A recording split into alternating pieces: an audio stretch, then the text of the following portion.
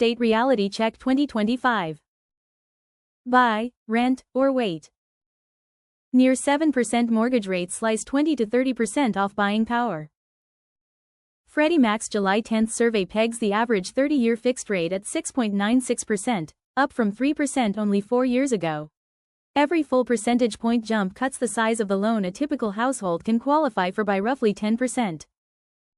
That rate shock explains why a buyer who could once afford a $400,000 house on a $2,000 monthly payment now tops out near $280,000, forcing many would-be owners into smaller homes, farther out zip codes, or the rental market. Historic inventory squeeze and the lock-in effect. Roughly 83% of mortgage-holding owners sit on loans below 4%, and they're reluctant to trade up and reset at 7%. Freezing supply and keeping listings 35% below pre-pandemic norms.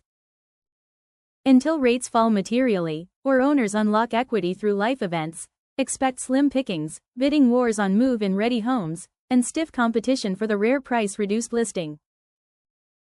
Prices flat nationally, but low-cost markets still pop. Realtor.com's May data show the median national list price holding at $440,000, virtually unchanged year over year.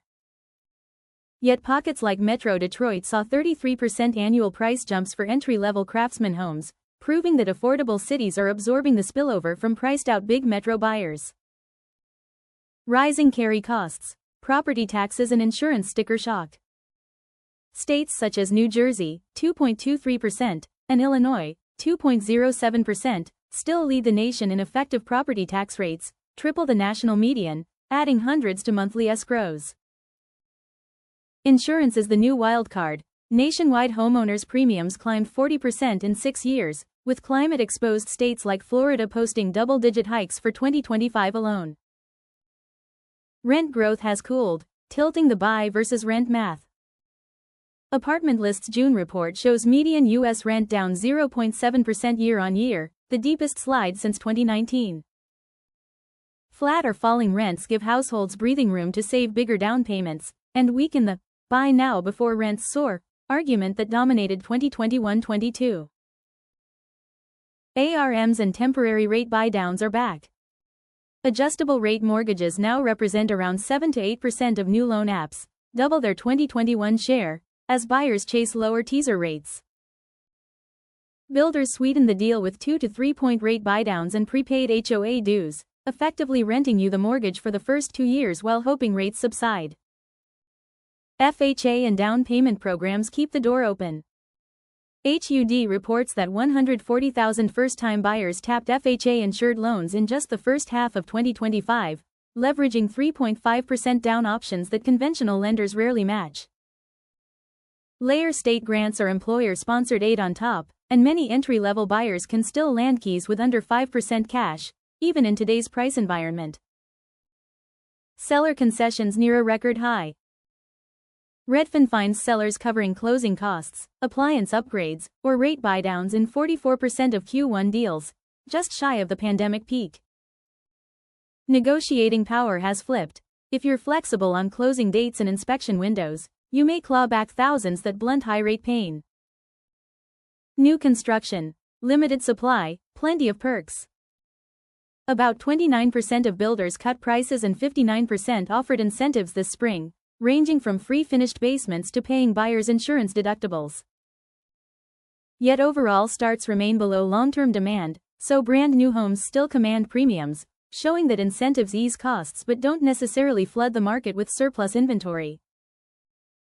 Remote work geography shuffle. McKinsey notes core city prices have cooled while suburban and small metro values continue to outpace, mirroring the shift to hybrid work and larger home footprints. If your job is location flexible, targeting tertiary metros can net bigger yards and smaller mortgages, just weigh career mobility against cheaper square footage.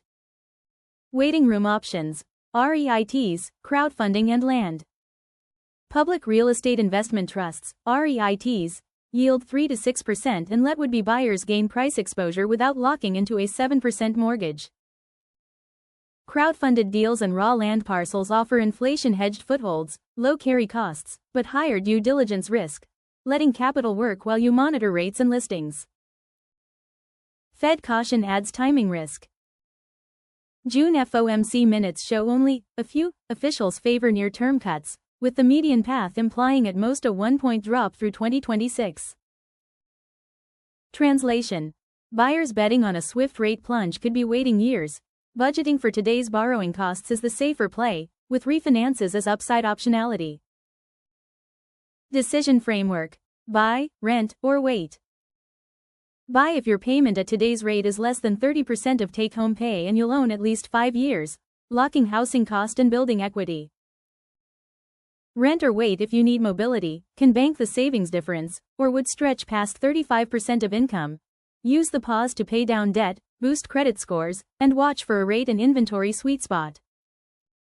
Today's housing market is a three-way standoff: stubbornly high mortgage rates, record low listings, and cooling but still solid home prices. Add in soaring insurance and taxes, and the American dream feels more like a spreadsheet puzzle. Yet the right move is personal. Buy if the payment fits and you'll stay put. Rent or wait if flexibility and extra savings strengthen your war chest. Remember, houses are shelter first, investment second. Do the math with sober numbers, not fear of missing out. Lock the doors you can afford, pile cash for the ones you can't, and keep your options liquid. Fortify your finances, live prepared, and you'll thrive no matter where the market turns next. Became an album, and I'm still the one who's crying.